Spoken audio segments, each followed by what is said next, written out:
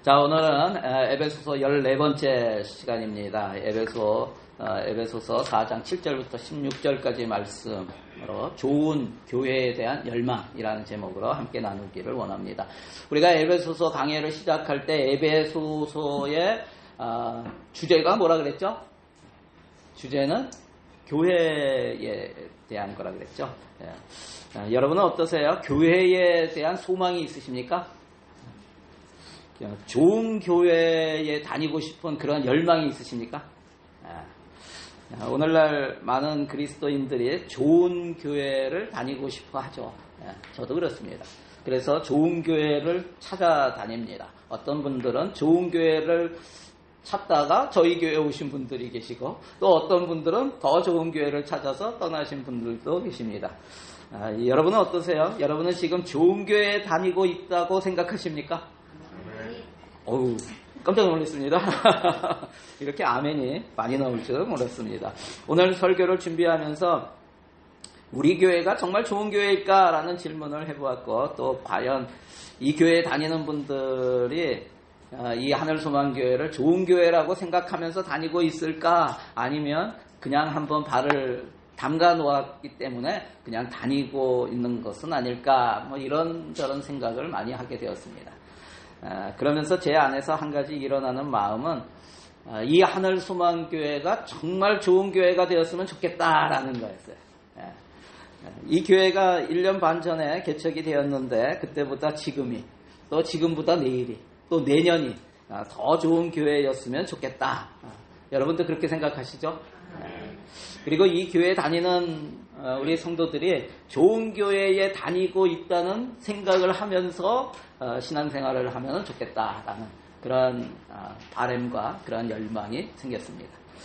그런데 그런 바람을 가지면서 사실은 좀 부끄러웠어요.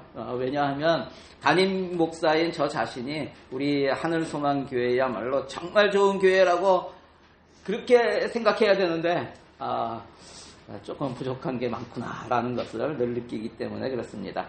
그것은 성경을 통해서 보여지는 좋은 교회와 우리 교회의 실제 모습에 차이가 있기 때문에 그렇습니다.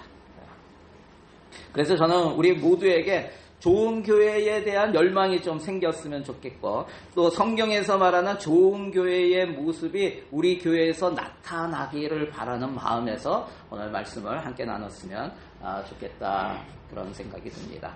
먼저 좋은 교회는 어떤 교회일까요? 여러분, 좋은 교회는 어떤 교회일까요? 한번 생각해 보세요. 좋은 교회는 어떤 교회일까? 여러분이 생각하는 좋은 교회는 어떤 교회인가? 많은 부분이 있겠지만 그 중에서 이거를 잘하면 좋은 교회일 것이다 라고 생각하는 한 가지를 한번 생각해 보세요. 좋은 교회의 모습 한 가지. 한번 옆 사람에게 이런 교회면 좋은 교회일 것 같아요. 한번 얘기해 보세요. 하늘소망교회처럼 되면은 이런 말 하지 마시고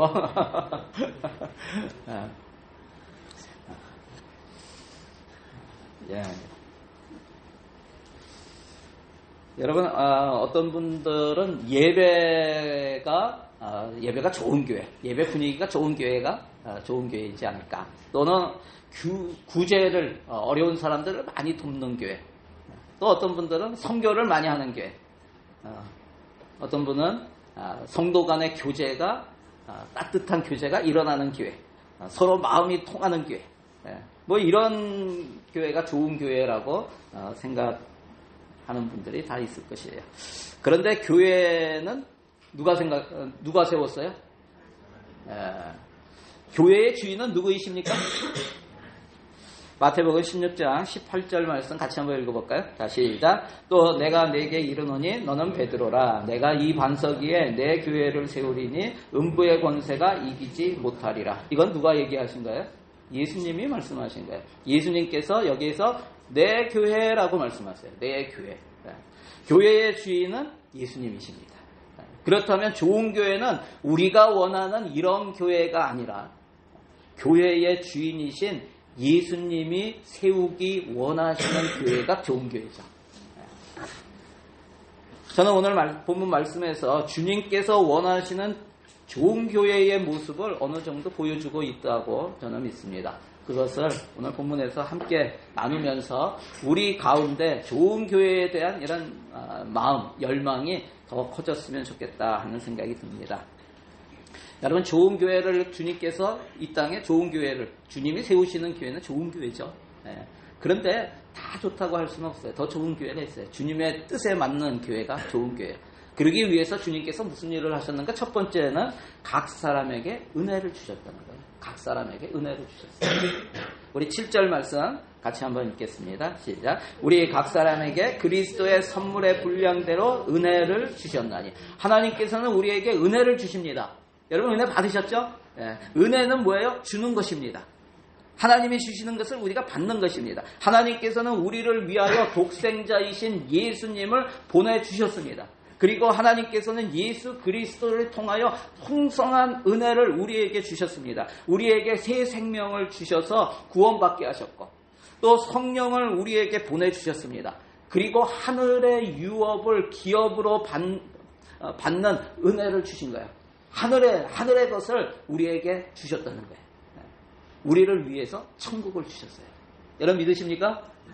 에베소서 4장 7절에서 언급한 그리스도의 선물은 무엇인가? 하나님께서 각 사람에게 은혜로 주신 그리스도의 선물은 무엇인가? 여기에서 얘기하는 선물, 은혜라고 하는 것은 은사를 얘기합니다. 영적인 은사를 의미합니다. 우리가 구원을 받을 때에 하나님께서는 각 사람에게 은사를 주십니다. 여러분, 우리가 출생할 때 베이비로, 아기로 딱 태어날 때 각 사람은 재능을 가지고 태어나죠. 태어났는데 그때는 몰라요. 그런데 나중에 보면 그러한 재능을 갖고 태어난 사람이 있어요. 사람마다 다 다릅니다. 저희 딸도 3명이 있는데 각자가 잘하는 게 다릅니다. 다 태어날 때 그런 걸 갖고 태어나요. 이것도 하나님의 은혜입니다. 어떤 사람은 몸을 쓰는 것을 잘하는 사람이 있어요. 어떤 사람은 음악이나 미술과 같은 예술의 탁월성을 가지고 태어난 사람들이 있습니다. 어떤 사람은 이해력이 좋아서 공부에 월등한 성적을 내는 그런 사람들이 있습니다. 여러분, 각 사람은 출생할 때에 하나님이 주신 재능이 있는 것이죠. 이와 같이 우리가 예수 믿고 하나님의 자녀로 영적으로 출생할 때도 마찬가지라는 거예요. 각 사람에게 은사를 주신다는 거예요. 여러분, 무엇을 위해서 은사를 주실까요? 각 사람에게 은사를 주시는 이유가 뭘까요? 고린도전서 12장에 나옵니다. 12장 11절 12절 말씀 같이 읽겠습니다. 이 모든 일은 같은 한 성령이 행하사 그의 뜻대로 각 사람에게 나누어 주시는 것이니라. 몸은 하나인데 많은 지체가 있고 몸의 지체가 많으나 한 몸임과 같이 그리스도도 그러하니라. 아멘. 성령께서 각 사람에게 주님의 뜻대로 은사를 나누어 주시는데 그것은 뭐요? 한 몸에 많은 지체가 있고 각 지체들이 각각의 기능을 가지듯이. 무슨 얘기예요? 우리의 몸에 손이 있잖아요. 지체가 뭐예요? 손이고 발이고 심장이고 눈이고, 그죠? 각각 기능이 있는 것처럼 우리의 몸에 각 지체마다 기능이 있는 것처럼 우리 성도들에게 각 지체에게, 교회의 각 지체에게 은사를 주시는 것은 각각의 기능을 가지고 교회 그리스도의 몸을 세우도록 주셨다는 거예요. 그리스도의 몸을 세우도록. 다시 말하면 그리스도의 몸인 교회를 세우기 위해서 각각 은사를 주시는 것입니다. 여러분, 좋은 교회를 세우기 위해서는 먼저 나를 교회의 지체로 부르시고 세워주신 분이 하나님이심을 믿어야 합니다. 나를 이곳에 보내셨고 이곳에 세우셨구나, 하나님이. 여러분, 이걸 믿어야 된다는 거예요. 그리고 교회의 지체로서 나의 역할이 무엇인지를 알아야 합니다. 그것을 알기 위해서는 성령께서 나에게 나눠주신 은사가 무엇인지를 아는 것이 필요하다는 거예요. 몸의 각 지체가 각각 자기 기능을 잘 해나가면 어떻게 됩니까? 우리 몸이 건강해지죠. 심장이 제대로 역할을 하고 폐가 정확하게 역할을 하고, 그러면 몸이 건강해지는 거예요. 마찬가지입니다. 교회의 지체들이 각각 자기 은사에 맞는 기능을 해나가면 그 교회는 건강하고 좋은 교회가 되는 것입니다. 그것을 위해서 주님께서 각 사람에게 은혜를 주셨다는 거예요. 영적인 은사들을 주셨다는 거예요. 여러분 한번 적용해 보세요. 나에게 주시는 은사는 무엇인가? 한번 생각해 보세요. 성경 공부하다 보면은 이런 질문을 하는 경우가 굉장히 많아요. 은사가 무엇입니까? 근데 은사가 무엇인지 모르는 경우가 있어요. 한번 나눠보세요. 생각해 보세요. 나는 그 은사를 교회를 세우기 위해 사용하고 있는가? 두 번째는 좋은 교회를 세우기 위해서 주님께서 하시는 것은 사람을 세운다는 거예요.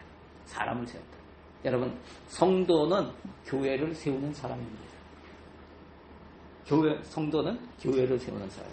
우리 11절 말씀 같이 읽겠습니다. 그가 어떤 사람은 사도로, 어떤 사람은 선지자로, 어떤 사람은 복음 전하는 자로, 어떤 사람은 목사와 교사로 삼으셨으니, 여기에 보면은 맨 앞에 그가라고 나오죠. 그가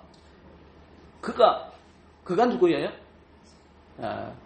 그가 누구인지 그 앞에 10절에 나와요. 10절에 보면 내리셨던 그가, 내리셨다는 게 뭐예요? 하늘에서 땅으로 내려오셨다는 거예요. 내리셨던 그가 곧 모든 하늘 위에 오르신 자니, 다시 땅에 계시다가 다시 하늘로 다시 오르셨다는 거예요. 승천하셨다는 거예요. 그가 만물을 충만하게 하려 하심이라. 만물을 충만케 하시는 분이에요. 누구십니까? 예수님입니다. 예. 이 땅에 교회를 세우신 예수 그리스도, 바로 우리의 주님이신 것이죠. 11절 다시 보면은 주님께서 그리스도의 몸인 교회를 세우기 위해 교회 내에 세우시는 사람들이 나와요. 교회를 세우기 위해서 세우시는 사람들이 나와요. 여기에서 누가 나옵니까? 어떤 사람은 사도로, 어떤 사람은 선지자로, 어떤 사람은 복음 전하는 자로, 어떤 사람은 목사와 교사로. 여러분, 사도는 어떤 사람이에요? 사도는 당시에 보냄을 받은 자라는 뜻이에요. 아포스리라고 하는 것. 아포스톨로스는 보냄을 받다라는 뜻이에요. 그래서 주님께서 가라 그래서 가면서 뭘 하는 거예요? 복음을 전하고 교회를 세우던 사람들이 사도들이에요.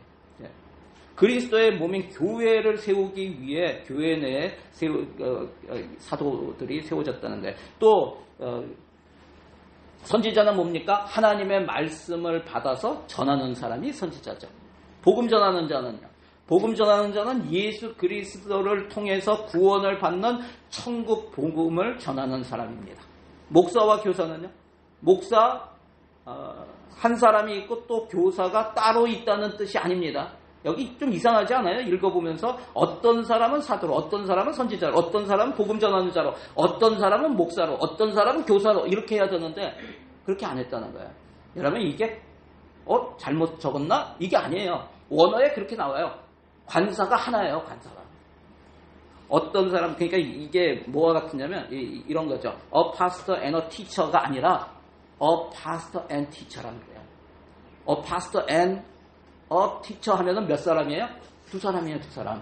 각각 다른 사람을 얘기하는데 그게 아니고 관사가 하나라고요. 한 사람 얘기해요. 그러니까 목사는 뭐여야 된다? 교사여야 된다라는 뜻이에요.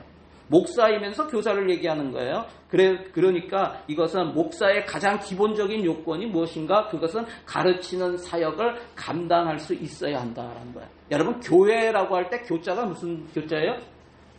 가르칠 교회예요.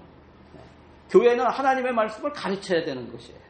그렇기 때문에 목사다 하면은 가르쳐야 되는 거예요. 하나님의 말씀을 가르칠 수 있어야 된다. 그런데 여기에 나오는 사도, 선지자, 복음 전하는 자, 목사와 교사, 이것의 공통점이 무엇입니까? 이 사람들은 모두 하나님의 말씀을 다루는 사람들이라는 거예요. 하나님의 말씀을 다룬다. 여러분, 하나님의 말씀을 다룬다라는 것은 하나님의 말씀을 읽고 가까이 한다라는 의미도 있지만 그것만이 아니라는 거예요. 그것을 넘어서서 하나님의 말씀을 전달하는 사람이라는 거예요. 하나님의 말씀을 전하는 사람이라는 거예요. 여러분, 왜 하나님의 말씀을 전달하는 사람들을 세우셨는가? 교회에 하나님의 말씀을 전달하는 사람들을 주님께서 세우셨어요. 왜 세우셨습니까? 12절에 나옵니다. 우리 12절 말씀 같이 읽겠습니다. 이는 성도를 온전하게 하여 봉사의 일을 하게 하며 그리스도의 몸을 세우려 하심이라. 말씀을 전달하는 사람들을 세우신 이유는 성도를 온전하게 하려는 것입니다. 여러분, 여기서 성도를 온전하게 한다는 뜻이 무슨 뜻일까요? 저는 이 개혁 성경, 개혁 개정 성경보다 원어에 충실한 세번역 성경이 이것은 더 잘 해석했다고 봐요. 이 부분은. 세번역으로 보면 같이 읽어볼까요? 자, 시작. 그것은 성도들을 준비시켜서 봉사의 일을 하게 하고 그리스도의 몸을 세우게 하려 하는 것입니다. 온전하게 한다는 것은 성도들을 준비시킨다는 의미예요. 성도들을 준비시켜요. 여기서 우리가 기억해야 하는 것은 성도가 온전하게 되고 준비되는 것은 무엇을 통해서? 말씀을 통해서. 말씀을 통해서요. 그래서 말씀을 배우라고 하는 거예요. 말씀을 읽으라고 하는 거예요. 말씀을 들으라고 하는 거예요. 말씀을 암송하라고 하는 거예요. 여러분 성경 공부해야 되는 거예요. 아멘? 말씀을 배워야 돼요. 말씀을 통해서 준비가 되는 거예요. 말씀을 통해서 온전하게 되는 거예요. 그런데 왜 성도들을 온전하게 해요? 성도들을 준비시키는 이유가 무엇입니까? 무엇을 위한 준비인가? 우리 12절을 다시 보면 그 이유가 명확하게 나오죠. 뭐라고 되어 있어요? 성도들을 준비시켜서 뭘 하기 위해서? 봉사의 일을 하게 하고 그리스도의 몸을 세우게 하려고 하는 것입니다. 여러분, 성도들로 하여금 봉사의 일을 하게 하고 그리스도의 몸을 세운다. 그리스도의 몸이 뭐예요? 교회죠. 교회를 세우게 하기 위해서입니다. 제가 성도들로부터 종종 듣는 말 중에 이런 말이 있어요. 어떤 말이냐면 목사님께서 교회를 세우시는데 제가 열심히 돕겠습니다. 이런 말을 종종 듣습니다. 저는 그런 마음이 참 감사해요. 참 감사합니다. 그런데 교회를 세우는 사람은 목사이고 자신은 그 일을 옆에서 돕는 자라는 생각은 성경적으로 맞는 생각일까 하는 생각을 해봐요. 물론 교회를 세우는 사람은 목사와 성도 모두입니다. 모두예. 근데 역할이 다르다는 거예요. 역할이. 실제적으로 그리스도의 몸인 교회를 세우는 사람들은 누구예요? 성도라고요. 성도가 교회를 세우는 사람들이고 목사는 성도들이 교회를 세워나갈 수 있도록 말씀으로 가르쳐서 준비시키는 일을 하는 것이에요. 교회는 누가 세우고 누가 돕는 사람일까요? 누가 돕는 사람일까요? 목사가 세우고 성도들이 돕는 걸까요? 반대라는 생각이 들지 않아요. 이 땅에서 우리가 하는 일 가운데 하나님께서 정말 기뻐하시고 영광 받으시는 일이 무엇일까요? 여러분 지금 여기에 미디어시 하시는 분들이 있고 또 하신 분들이 계십니다. 그런데 그 다음 과정으로 미디어생을 해요. 믿음의 여정에서 생존하게. 이것은 어떤 과정이냐면 예수 그리스도를 믿고 신앙생활하는데 많은 사람들이 꾸준히 이렇게 해나가질 못해요. 종종 넘어지고 믿음이 성장하지 않아요. 그 이유가 무엇인지 아세요? 가장 기본적으로 해야 될 영적인 습관이 있어요. 영적인 습관이 있어요. 근데 그 영적인 습관을 몰라요. 성도들이 몰라요. 그냥 예수 믿고 그냥 교회만 다니면 된다라고 생각해요. 그런 것이 영적인 습관을 가르쳤는데도 그게 몸에 배지 않아요. 그러니까 조금 하다가 그만둬요. 그러니까 성장을 못해요. 그래서 이 영적인 습관을 우리에게 꼭 필요한 이게 생존이거든요. 교재도 뭘 쓰냐면 서바이벌 킷이라고 해요. 서바이벌, 생존하기 위한 킷. 우리가 영적 싸움에서 영적인 신앙생활을 신앙에서 살아남는 그러한 가장 기본적이고 가장 중요한 영적 훈련을 받아야 되는데 그것을 다루는 게 미디어생이에요. 근데 거기에서 영적 훈련 가운데 한 가지가 뭐냐면 선택훈련이에요. 선택훈련. 우리는 날마다 매 순간마다 선택을 해야 돼요. 근데 선택을 어떻게 하느냐? 선택훈련은 어떤 말씀을 하는가 하면은 고린도전서 10장 31절 가지고 해요. 우리 같이 한번 읽어볼까요? 자, 시작. 그런즉 너희가 먹든지 마시든지 무엇을 하든지 다 하나님의 영광을 위하여 하라. 우리가 무슨 일을 하든지 선택을 할 때 기준이 뭐냐면 하나님의 영광을 위해서 하느냐 하는 거예요. 이게 하나님께 영광을 돌리는 것이냐 아니냐. 너무 거창하죠. 하나님의 영광을 위해서 하라. 거창한데 쉬운 말로 하면 뭐냐면 하나님께서 기뻐하시는 일을 하라 하는 거예요. 이거를 하면 하나님께서 기뻐하실까 아니면 기뻐하지 않으실까. 이게 우리의 선택의 기준인 거예요. 이 선택 훈련을 하라는 거예요. 여러분, 하나님께서 기뻐하시는 일이 무엇일까요? 성경에 나오는 성경 전체에 흐르는 기뻐하시는 일 두 가지를 제가 뽑아서 알려드릴게요. 첫 번째가 뭐냐면 기뻐하시는 일이 무엇인가? 독생자 아들을 왜 사람으로 이 땅에 보내셔서 십자가에 죽게 하셨을까요? 이걸 생각합니다. 왜 그러셨어요? 예수님이 이 땅에 오신 이유가 무엇일까요? 이게 성경 전체에 흐르는 거 아니에요? 예수님이 이 땅에 오시는 성육신의 사건, 이게 성경 전체의 주제잖아요. 예수님이 이 땅에 오신 두 가지 이유가 있어요. 첫 번째가 뭔지 아세요? 예수님이 이 땅에 오신 이유 첫 번째는 사람을 살리기 위해서요. 사람을 살리시기 위해서. 예수님은 사람을 살리기 위해서 이 땅에 오셨습니다. 사람을 살리는 일, 영혼 구원하는 일을 하나님께서 정말 기뻐하십니다. 그래서 예수님이 승천하시기 전에 제자들에게 마지막으로 유언과 같은 말씀을 하실 때 뭐라 그랬어요? 너희는 가서 모든 사람으로 제자를 삼아. 모든 사람으로 제자를 삼아. 아버지와 아들과 성령의 이름으로 침례를 주고. 무슨 얘기예요? 예수 믿게 하고 복음을 전해서 그들이 침례를 받고 영혼이 구원받게 하라, 이거잖아요. 영혼 구원을 위해서 이 땅에 오셨다는 거예요. 사람을 살리기 위한 것. 예수님께서 우리의 죄를 대속하셔서 우리 인간을 구원하시기 위해서 구세주로 오셨는데, 이것을 하나님께서, 그래서 우리가 힘써야 될 것이 뭐예요? 사람을 살리는 일이에요. 그래서 우리 교회의 표어가 뭐예요? 하나님의 마음으로 사람을 살리는 교회. 하나님의 마음으로 사람을 살리는 교회.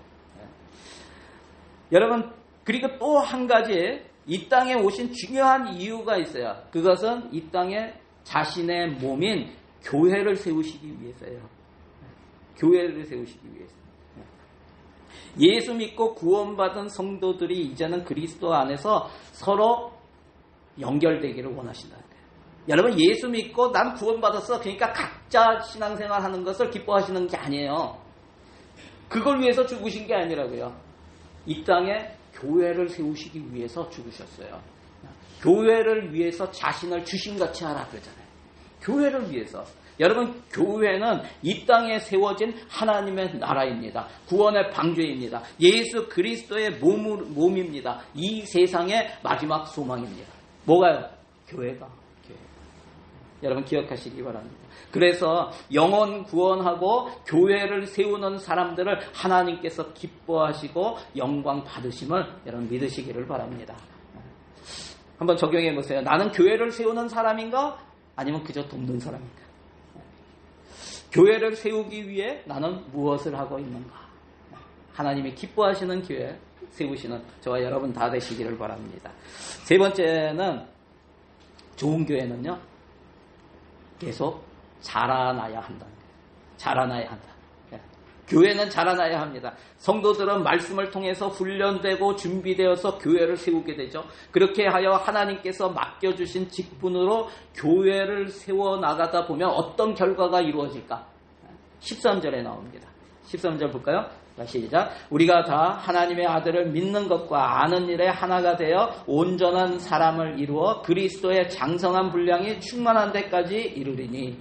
여러분, 목회자는 어떻게 교회를 세워나간다고 했어요? 성도들을 가르치고 훈련시켜 준비시키는 일로 교회를 세워나간다고 했어요. 성도들은 봉사의 일을 하고 실제적으로 그리스도의 몸인 교회를 세워나가는 일을 함으로써 교회가 세워진다고 했어요. 그렇게 교회를 세워나가다 보면 모두가 하나님의 아들을 믿는 것과 아는 일에 하나가 된다고요. 장성한 분량이 충만한 데까지 이른다고 합니다. 여러분, 이게 무슨 뜻이에요? 자라난다는 뜻이에요. 자라난다는 뜻이에요. 교회는 성장해야 합니다. 우리 14절 말씀 같이 한번 읽겠습니다. 이는 우리가 이제부터 어린아이가 되지 아니하여 사람의 속임수와 간사한 유혹에 빠져 온갖 교훈의 풍조에 밀려 요동하지 않게 하려 함이라. 교회가 성장하지 않으면 어떻게 되는지를 알려주고 있는 거예요. 교회가 성장하지 않으면 어떻게 돼요? 어린아이처럼 된다는 거예요. 어린아이처럼. 여러분, 어린아이의 특징이 무엇일까요? 어린아이의 특징, 어린아이는 자기만 생각하죠. 다른 사람을 배려하지 않는 거예요. 제가 지난번에도 얘기했죠. 아기가 울 때 엄마 아빠를 배려해서 지금은 엄마 아빠가 잘 시간이야, 피곤할 시간이야, 그러니까 좀 참았다가 울어야지. 그래가지고 아침 다 돼서 엄마 아빠 일어났을 때 울죠. 여러분, 그런 아이들이 없어요. 그런 아기들이 없어요. 아직 밥 먹을 시간이 안 됐어. 배가 고파도 좀 참아야지. 이거 아니에요. 여러분, 어린 아기들은 자기 중심이에요. 그래서 자기 중심되는 사람들이 오늘 말씀의 14절에 뭐라 그래요? 사람의 속임수와 간사한 유혹에 잘 빠지죠. 왜요? 자기 중심이기 때문에. 객관화가 안 되는 거예요. 자기 중심이에요. 그래서 속이는 사람들은 그것을 이용하는 거죠. 이 사람이 무엇인가에 무엇을 얻고 싶어해. 더 많은 것을 가지고 싶어해. 그러면 거기에 초점을 맞춰가지고 싹 유혹하는 거야. 이거 하면 그거 얻을 수 있어. 그런데 객관적으로 보면은 사기 당한 사람들을 이렇게 보면 어때요? 말도 안 되는 걸 가지고 사기를 당하잖아요. 객관화하면은 자기를 객관적으로 볼 수 있으면 그게 이거는 말도 안 되는 일이야. 어떻게 그런 일을 통해서 그렇게 벌 수가 있어? 이렇게 생각이 되는데 그게 안 되는 거예요. 그리고 여러분, 자기 중심적이라는 게 무슨 뜻이냐면 다른 사람이 그 일을 내가 실제적으로 어떤 큰 것을 갑자기 얻게 되면 누군가는 그만큼을 잃게 되는 거예요. 남에게 손해를 끼치는 거죠. 그것을 생각해야 되는데 그걸 생각하지 않는다는 거예요. 여러분, 객관적으로 생각하면 그것이 얼마나 허황된 것인지, 또 그렇게 해서 내가 이익을 보게 된다면 반드시 누군가는 그만큼 손해를 보게 될 것을 생각해야 되는데 그렇지 못하다는 거예요. 그러면 어떻게 돼요? 결국은 관계가 깨져요. 가정이 깨지고요. 친구 관계가 깨지고요. 이웃과의 관계가 어려워지게 돼요. 여러분, 교회도 마찬가지입니다. 자기만 생각하고 자기 주장이 강한 사람들이 많아지면 관계가 깨어지게 돼요. 그러면 교회가 힘들어집니다. 어린 아이들이 자기가 원하는 것을 안 해주면 울고 때를 씁니다. 그런데 성장하면 어떻게 될까요? 아이들이 커지면 점점 커나가면은 이제는 살피게 되죠. 엄마의 상황을 살피게 됩니다. 혹시나 다른 사람에게 피해가 되지는 않을까를 생각하게 돼요. 여러분, 바울은 이와 같이 교회도 성장해야 한다는 것을 말하고 있는 거예요. 교회는 성숙해야 됩니다. 우리 성도 한 사람 한 사람의 신앙이 이제는 주님의 말씀에 순종하며 자기 주장이 아니라 나는 죽고 예수로 사는 그러한 사람들이 점점 많아져야 된다는 거예요. 어느 정도까지 자라나야 할까? 15절에 나와 있어요. 같이 읽어보겠습니다. 오직 사랑 안에서 참된 것을 하여 범사에 그에게까지 자랄지라. 그는 머리니 곧 그리스도라. 여러분, 우리의 목표가 어디예요? 예수 그리스도입니다. 그리스도와 같이 되기까지 자라나는 거예요. 왜 그래야 합니까? 교회의 머리가 그리스도이고 교회는 그리스도 그분의 몸이에요. 머리가 온전하면은 그 몸도 어떻게 돼야 돼요? 자라나서 거기에 맞춰줘야 되는 거예요. 여러분, 머리는 장성했는데 머리는 다 컸는데 몸이 그에 맞게 자라지 않는다면 어떻게 돼요? 그냥 병이에요. 병에 걸린 거예요. 이거를 무슨 병이라 그래요? 외소증이라 그러죠. 외소증. 머리만 크고 몸이 작은, 몸이 자라지 않는 그런 병이에요. 여러분, 요즘 교회가 외소증에 걸린 것은 아닌가 하는 생각을 하게 돼요. 우리에게 이런 소원이 있기를 바랍니다. 그리스도의 몸인 교회가 자라나기를 원한다. 또 교회의 지체인 내가 자라나기 원한다. 자라서 머리이신 예수님에게 어울리는 그러한 모습이 되기를 원한다. 여러분, 영적인 외소증이 걸리지 않았으면 좋겠어요. 자라나려면 어떻게 해야 합니까? 자라나려면 지체가 서로 연결이 되어 있으면 자라나게 됩니다. 여러분, 서로 연결이 되어 있으면 돼요. 우리 각 사람은 누구에 연결이 되어 있어야 돼요? 머리이신 예수님께 연결이 되어 있어야 돼요. 그리고 서로가 연결이 되어 있어야 돼요. 16절 우리 같이 읽겠습니다. 그에게서 온몸이 각 마디를 통하여 도움을 받음으로 연결되고 결합되어 각 지체의 분량대로 역사하여 그 몸을 자라게 하며 사랑 안에서 스스로 세우느니라. 여러분, 여기서 중요한 단어가 뭐냐면 연결과 결합이에요. 연결과 결합. 여러분은 주님과 연결되어 있습니까? 연결되었다는 것은 뭐예요? 주님과 연결되어 있습니까? 이건 무슨 말이에요? 주님과 통하느냐. 통하는. 여러분 주님과 통하세요? 주님과 통하십니까? 여러분 한번 옆 사람에게 질문해 볼까요? 당신은 주님과 통하십니까? 하나님과 통하십니까? 주님과 연결되어 있으니까 뭐라고 지금 답변을 하실 겁니까? 여러분 하나님과 통하세요? 여러분 이것은 예수님께서 요한복음 15장에서 포도나무와 가지에 대한 비유로 하신 말씀을 생각나게 하죠. 요한복음 15장 1절에 뭐라고 되어 있어요? 나는 참 포도나무요 내 아버지는 농부라. 예수님이 말씀하십니다. 예수님이 참 포도나무고 하늘 아버지가 성부 하나님이 농부라고 하세요. 여기서 여기 농부이신 하나님께서 참 포도나무인 예수님의 몸인 교회로부터 원하는 것이 무엇일까요? 참 포도나무의 몸이 뭐예요? 몸인 교회로부터 원하는 게 뭘까요? 열매겠죠. 그렇죠? 포도나무에서 열매가 맺히지 않으면 뭐예요? 그래서 요한복음 15장 2절에 물은 내게 붙어 있어 열매를 맺지 아니하는 가지는 아버지께서 그것을 제거해 버리시고 무릇 열매를 맺는 가지는 더 열매를 맺게 하려 하여 그것을 깨끗하게 하시느니라. 여러분 여기서 가지는 참 포도나무에 붙어 있는 교회의 지체들인 우리를 나타내는 거예요. 여러분 하나님께서 원하시는 것은 교회의 지체인 성도들이 열매를 맺는 거예요. 교회는 영적으로 성장하고 성숙해야 하고 또한 새로운 생명을 낳는 열매도 많이 맺어야 합니다. 여러분 그렇게 생각하십니까? 교회는 이 땅에 세워진 하나님의 나라입니다. 하나님의 나라는 계속 확장되어 나가야 되는 거예요. 여러분 이것을 놓고 꼭 기도하시기 바랍니다. 하나님의 나라가 확장되어야 돼요. 어떻게 해요? 잃어버린 한 영혼이 예수 이름 믿고 구원받고 돌아와서 교회의 한 사람이 되는 거예요. 여러분 이것이 하나님 나라가 확장이라고요. 영혼 구원이 일어나야 하는 거예요. 어떤 분들은 그런 생각을 갖는 분들이 있어요. 지금 우리끼리가 좋으니까 우리끼리 관계가 좋으니까 괜히 새로운 사람 들어오면 힘들어져. 하나님이 기뻐하시는 생각이 아닙니다. 여러분 하나님의 마음을 몰라서 그래요. 주님의 마음이 무엇이에요? 한 영혼이라도 더 살리기 원하시는 거예요. 그런데 나만 편하게 신앙생활하면 된다고 생각하는 것은 뭐예요? 자기 중심적인 생각이에요. 자기 중심적인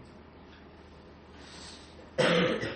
여러분 오늘 본문 16절 말씀 같이 한번 읽어보겠습니다. 그에게서 온 몸이 각 마디를 통하여 도움을 받음으로 연결되고 결합되어 각 지체의 분량대로 역사하여 그 몸을 자라게 하며 사랑 안에서 스스로 세우느니라. 여러분 교회는 그리스도의 몸입니다. 그리스도의 몸은 어떻게 돼야 된다고요? 자라나야 합니다. 교회는 커가야 합니다. 커나가야 합니다. 하나님의 나라는 확장되어야 합니다. 여러분 그것이 교회를 향한 주님의 마음이고 소원이라는 사실을 기억하시기 바랍니다. 한번 적용해 보실래요? 나는 교회의 지체로서 자라나고 있는가? 나는 성장하고 성숙하게 나가고 있는가? 우리 교회가 성장하도록 내가 힘써야 할 일은 무엇인가? 한번 돌아보시기 바랍니다. 하나님이신 주님께서 이 땅에 사람으로 오셔서 죽으시고 다시 사신 것은 사람을 살리기 위해서이고 또 이 땅에 자신의 몸인 교회를 세우시기 위해서입니다. 주님의 몸된 교회의 지체인 저와 여러분도 이런 주님의 소원을 품으시기를 바랍니다. 머리 대신 주님의 뜻에 순종하며 그 몸이 자라서 많은 열매를 맺고 건강하게 세워지는 우리 하늘소망교회와 모든 성도들이 다 되시길 주님의 이름으로 축원합니다. 오늘 말씀 가지고 우리 함께 기도하기 원합니다. 기도하실 때 하나님께서 나에게 주신 은사가 무엇인가 한번 생각해 보세요. 나는 교회를 세우는 사람인가? 나는 교회를 세워나가는데 내가 어떤 주님께서 주신 은사를 통해서 어떻게 섬길 것인가? 한번 생각해 보시기 바랍니다. 그리고 내가 하나님 나라를 확장하는데 하나님의 소원인 영혼 구원하고 또 하나님 나라가 확장되고 교회가 자라나는데 나는 무엇을 해야 할 것인가? 하나님, 내가 무엇을 하기 원하십니까? 주님 앞에 한번 물어봤으면 좋겠어요. 그리고 결단했으면 좋겠어요. 하나님, 제가 이런 일을 해나가겠습니다. 주님, 힘을 주시고 능력을 주시고 또 거기에 필요한 은사도 더 충만케 역사하여 주시옵소서. 우리 이렇게 기도하며 오늘 말씀을 가지고 우리 주여 한번 부르시고 함께 기도합니다. 주여. 오 할렐루야. 하나님 감사합니다. 주여 주님을 찬양합니다. 아버지 하나님이여 이 교회를 세워주시고 아버지 하나님의 이 땅 가운데 하나님의 나라를 확장시켜 나가시는 놀라운 주님의 소원, 주님의 비전을 우리가 품기를 원합니다. 하나님 저희를 구원해 주셔서 아버지 하나님의 새로운 생명을 주시고 영원한 생명을 주시고 주님 안에 자라나게 하시는 놀라운 은혜를 함께 해주시니 감사합니다. 이제는 그리스도의 아버지 하나님이여 그 머리까지 장성한 훈련까지 우리가 자라나기를 소원합니다. 자라나지 못하는 부분이 있다면 하나님 알게 알려주시고 우리의 생각에 잘못된 것이 있다면 이 시간에 돌이키게 알려주시고 주님을 쫓아가서 주님의 소원, 주님의 교회에 대한 열망을 우리가 품고 나아가는 우리 성도들 될 수 있도록 하나님 역사하여 주시고 인도하여 주시옵소서. 교회를 그저 돕는 자가 아니라 교회를 세워나가는 자로 아버지 하나님여 우리가 사용되기를 원합니다. 또 하나님 나라를 확장되라는 그 일을 위해서 우리가 한 영혼을 품고 기도하며 그 영혼에게 다가가 하나님의 사랑과 복음을 전하는 그러한 발걸음이 될 수 있도록 하나님 역사하여 주시고 인도하여 주시옵소서. 또 교회의 성도들 간에 서로 연결되고 결합해야 되는 그러한 이유가 있음을 믿습니다. 서로 결합하고 연결되어서 서로가 함께 자라날 수 있도록 하나님 도와주시옵소서. 자기 중심적인 신앙이 아니라 이제는 주님의 마음을 품고 나아가는 그러한 신앙으로 성숙한 예수 그리스도의 장성한 훈련까지 온전하게 되어서 교회를 세워나가는 우리 하늘소망교회 모든 성도들이 될 수 있도록 붙들어 주시고 인도하여 주시옵소서. 그렇게 하실 주님을 찬양합니다. 하나님 감사합니다. 하나님 감사합니다. 주님을 찬양합니다.